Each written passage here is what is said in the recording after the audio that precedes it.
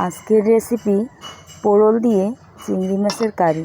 পোড়লটাকে আমি এভাবে পিস করে কেটে নেব।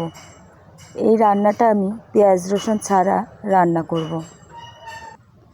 এখন চিংড়ি মাছটা ভালো করে ধুয়ে বেছে নেব।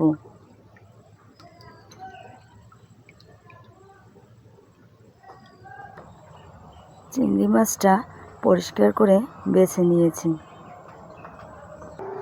কড়াইটা গরম হয়ে এলে এতে তেল দিয়ে দেব। চিংড়ি মাছে সামান্য হলুদ দিয়ে দেব। এরপর দেব লবণ। কড়াইটা গরম হয়ে এসেছে। এখন চিংড়ি মাছটা এতে হালকা করে ভেজে নেব।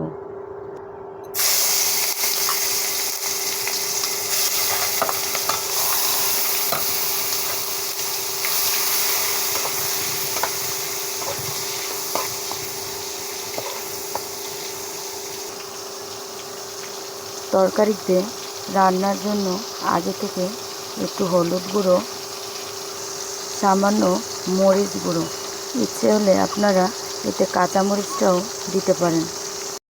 মশলার সাথে হালকা লবণ দিয়ে নেব, যতটুকু আপনার তরকারিতে দরকার।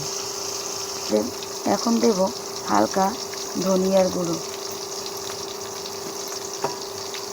এটা পেঁয়াজ রসুন ছাড়া রান্না হবে, তাই মশলাটা আগে থেকে একটু জলে ভিজিয়ে রাখতে হবে।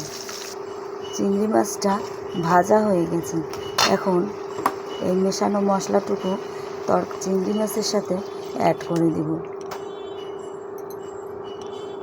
এবং মশলাটাকে ভালো করে কষিয়ে নেব যতক্ষণ পর্যন্ত এটাতে তেল ছেড়ে না আসছে। দেখুন মশলায় তেলটা ছেড়ে আসছে। এখন পোড়লটা দিয়ে দেব।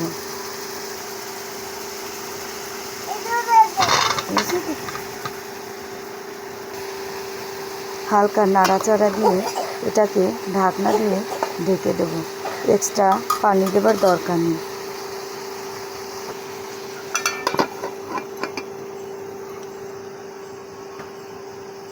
কিছুক্ষণ পর ঢাকনাটা খুলে নাড়াচাড়া দেব। দেখুন পানি দেবার দরকার নেই, পানি এমনিতেই বের হয়ে গেছে।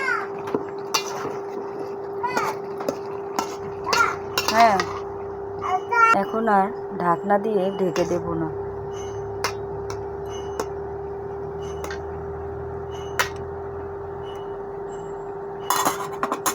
পাওয়ারটা বাড়িয়ে দেব। সামান্য চিনি দিয়ে দেব। নিরামিষ রান্নাতে চিনিটা দেওয়া খুব দরকার, তাহলে আলাদা একটা ফ্লেভার আসে। এখন ফোড়নের জন্য আলাদা একটা কড়াইতে তেল গরম করে নেব এবং ফোড়নে সরিষা আর জিরাটা দেব।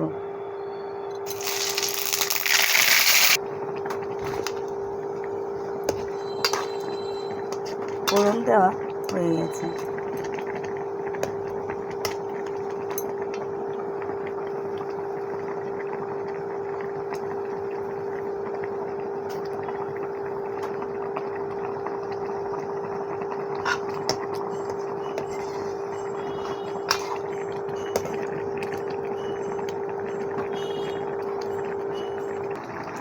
তরকারিতে এক্সট্রা কোনো পানি দেওয়া হয়নি, তারপরও পানিটা অনেক হয়ে গেছে।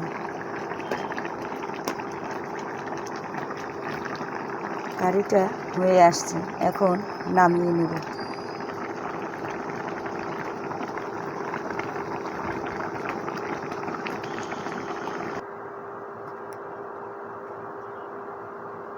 এবার তরকারিটি নামিয়ে নিয়েছি।